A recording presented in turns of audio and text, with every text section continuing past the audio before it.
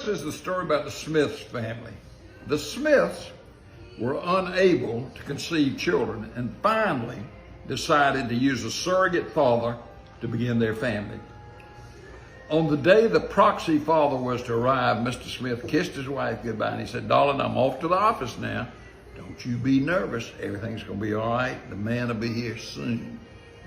Half an hour later, just by chance, a door-to-door baby photographer happened to ring the doorbell hoping he could make a sale.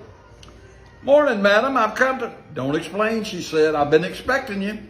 "Have you really? That's good. Did you know babies are my specialty?"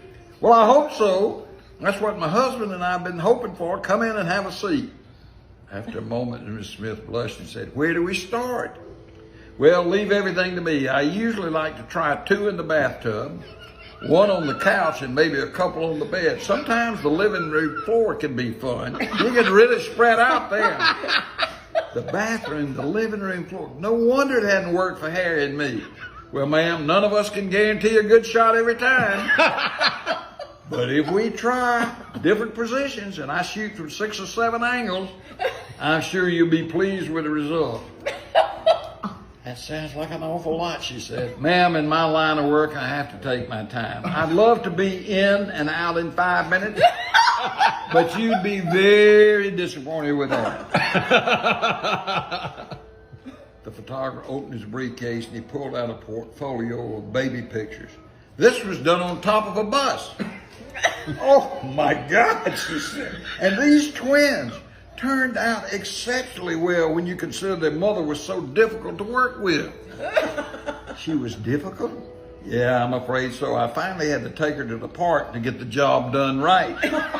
People were crowding around us 4 or 5 deep to take a look." "My God, 4 or 5 deep," she said.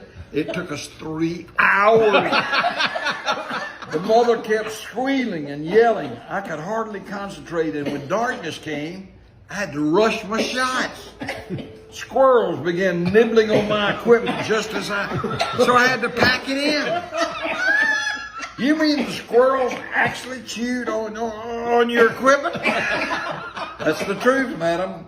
"Well, if you're ready, I'll set up my tripod and we can get to work right away." "Your tripod?" "Yes, ma'am. I use a tripod to rest my cannon on. It is much too big to be held by hand." Miss Smith fainted.